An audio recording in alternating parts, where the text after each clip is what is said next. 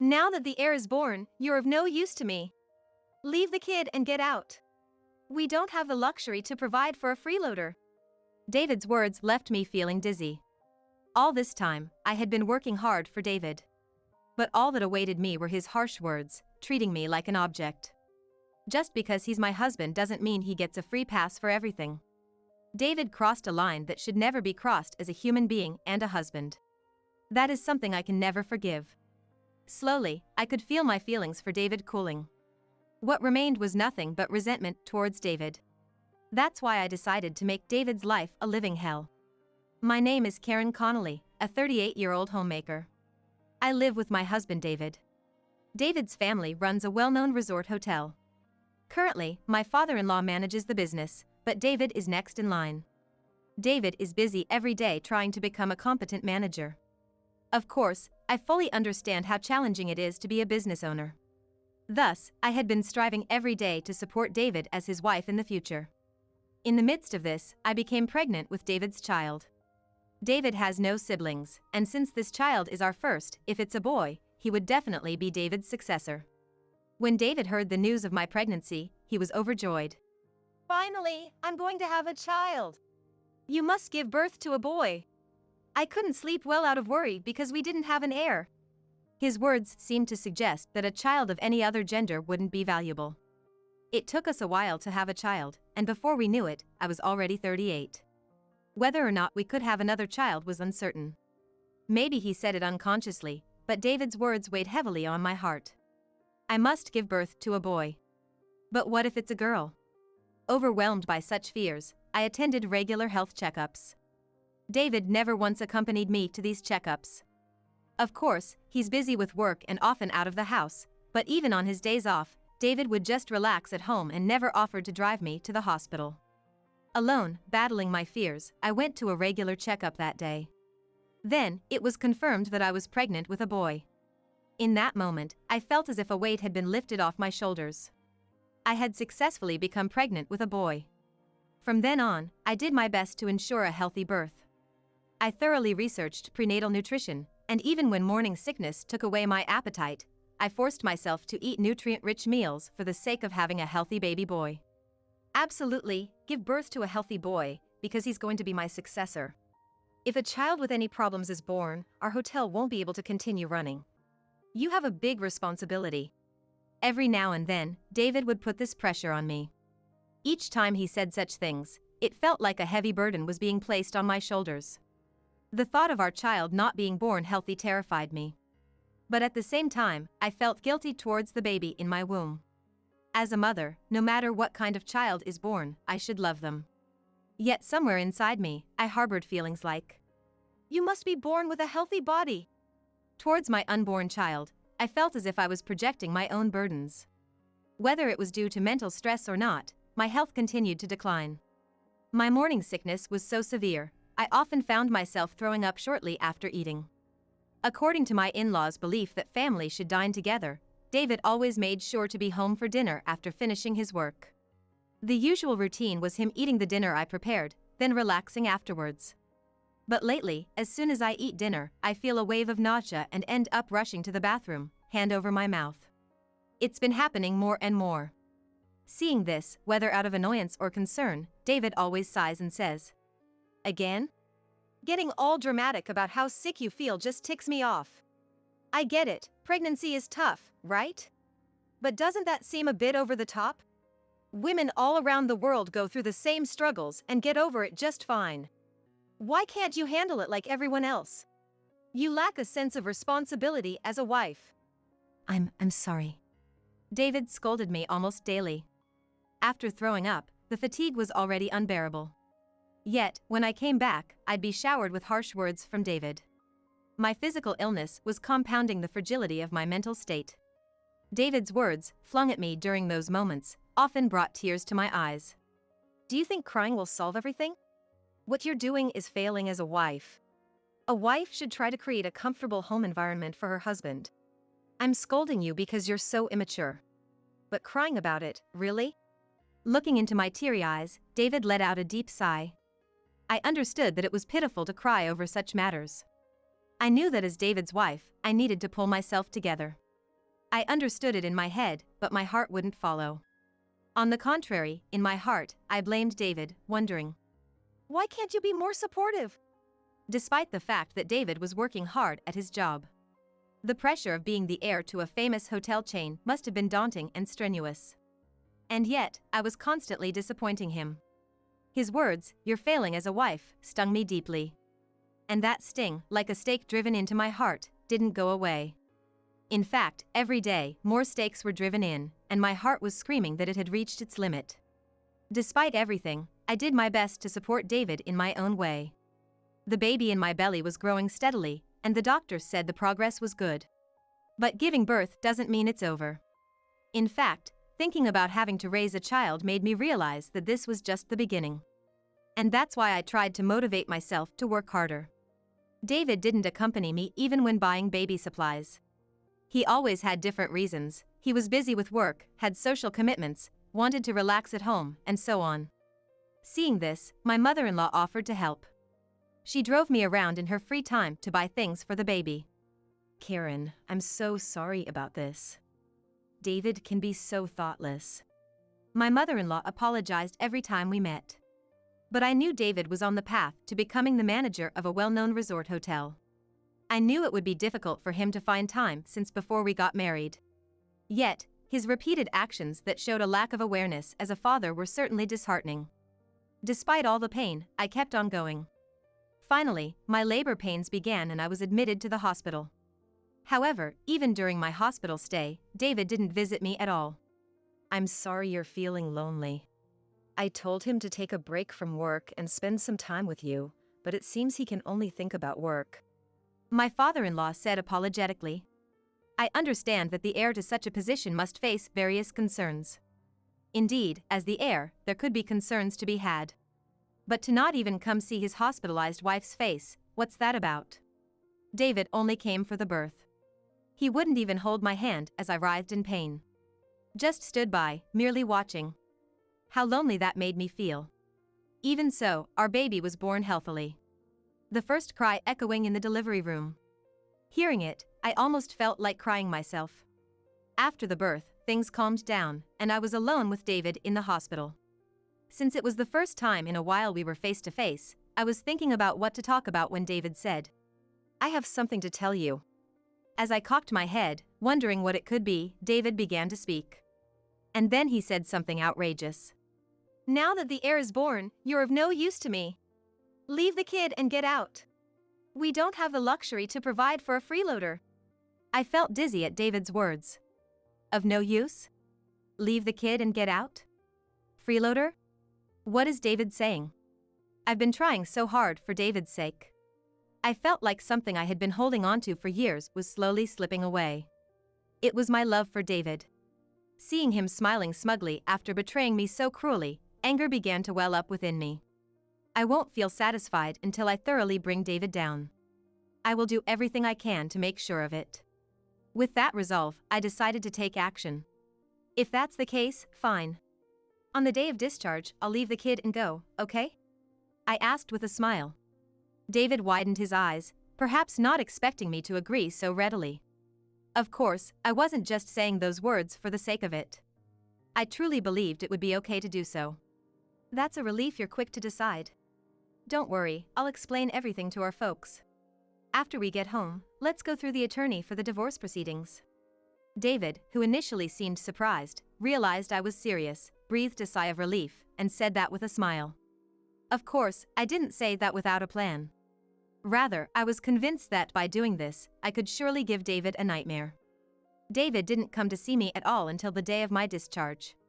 He didn't even participate in the workshops planned by the hospital.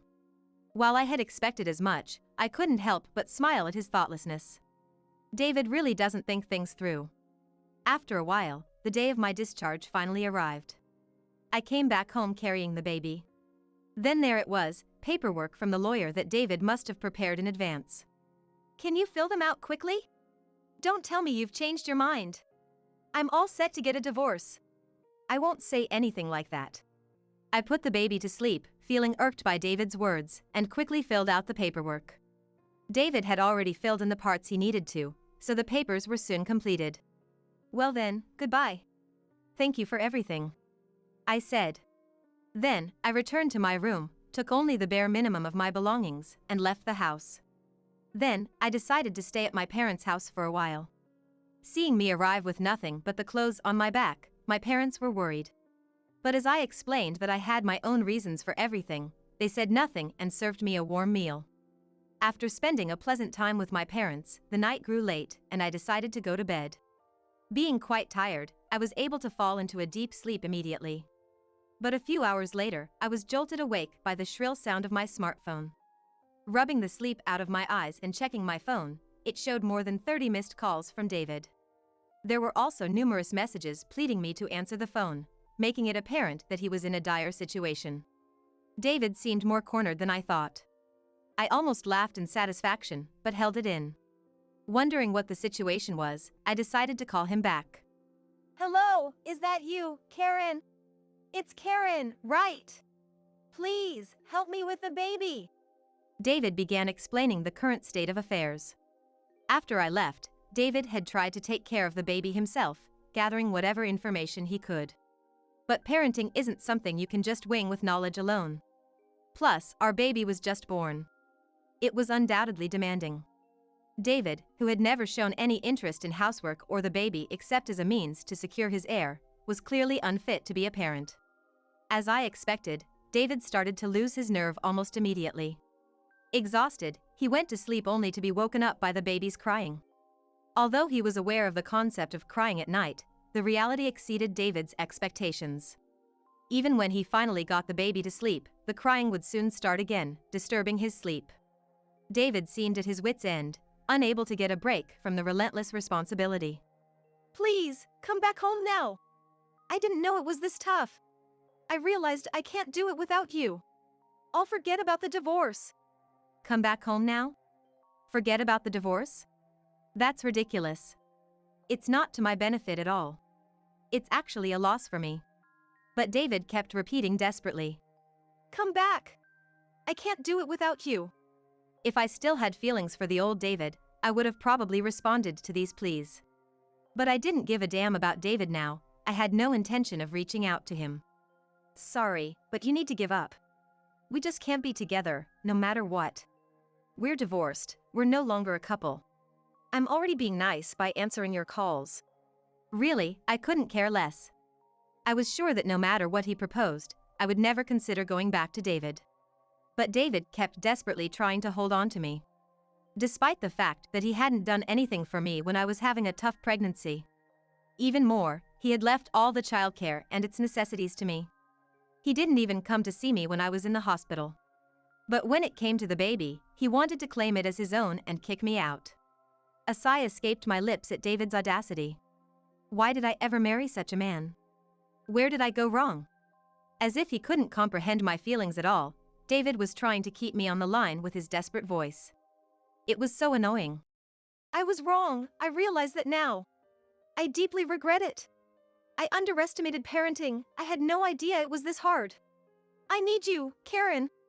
No matter how many times I say, I will never go back. Or, we are divorced. David refuses to hear me, instead repeating, I can't do it without you, Karen. Like a stubborn child. It was clear that he didn't intend to listen to a word I said. After all, David was still very much a child himself. David is like a child, never satisfied unless things go exactly his way. It's far from amusing considering his age. Regardless of what happens, I have no intention of getting back together, just so you know. Oh, but I would like to take the baby if possible. I'll be visiting your place soon to discuss this, okay? Even though he's David's child, a good-for-nothing man, I still love my baby. If David ends up having custody, I'm certain the child will suffer in the future. I returned to my parents' house to create a suitable environment to raise the child. You're coming over? Even though I clearly said, I want to take the baby, he seemed to only pick up on the part about me visiting, brightening his tone, which annoyed me. But I had no intention of going to get my child without a plan. For the sake of my child, I was going to retrieve him today at noon, and to prepare, I messaged certain individuals. I honestly wasn't expecting things to go smoothly, but when I explained the entire situation, these people got so angry, even through text, and said they'd go over to David's house right away. With that, all the necessary players were in place. Now, all I had to do was go to David's house. Realizing dawn had broken, I got ready and headed to David's. When I arrived, I noticed shoes that weren't David's by the entrance. Impressed by their promptness, I entered the house. There was David, sitting upright, surrounded by my in-laws. Upon noticing me, my mother-in-law acknowledged my presence and gestured for me to sit on the sofa. David stared at me as if pleading for help. Yes, the people I had called were my in-laws. I told my in-laws everything that had happened.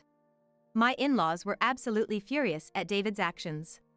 As soon as they hung up the phone, they rushed over to David's, saying, "We won't rest until we've given him a good talking to." Apparently, when they arrived at the house, David was sleeping with earplugs in, the baby was crying loudly, and the house was in a mess. All this chaos after just one day without me. Despite wanting an heir and leaving the baby behind, once he had to actually take care of the child, he got tired and couldn't be bothered. Such behavior is unacceptable. According to my in-laws, they cleaned up the house and took care of the baby as soon as they arrived, but until then, the state of the house was dreadful. It's really unbelievable. He can't live properly on his own, yet he treated Karen, who supported him all this time, so poorly and ended up kicking her out of the house. My father-in-law sighed at David's inexcusably outrageous behavior. What David did is beyond forgiveness. If he was going to kick me out, he should at least be capable of handling the basic necessities of life on his own. But until the very end, he was dependent on me, and he kicked me out without a word of thanks. I'm truly sorry for what my son has done. I can't apologize enough to you, Karen. I will make sure David reflects on his actions, so please, find it in your heart to forgive him. With that, my mother-in-law glared at David. David reacted with a display of annoyance, exclaiming, "Come on, Mom!" Seeing David quietly submit in front of his parents, I couldn't help but chuckle. He was meek as a lamb. A stark contrast to the bullying attitude he had when it was just the two of us, and his repeated disrespectful remarks. Enough! Apologize to Karen now. My father-in-law yelled, causing David to flinch. My father-in-law glared at David with a piercing gaze. Startled by this, David blurted out, I am truly sorry. I'll change, I promise. Please, forgive me." In apology. His demeanor was so comical that I nearly burst into laughter right there. Perhaps unable to bear the feeling of his pride being crushed, David's arms were shaking uncontrollably. When I inadvertently let out a chuckle, David looked up and glared at me, as if trying to intimidate me. Seeing this, my father-in-law asked in a stern tone, "David?"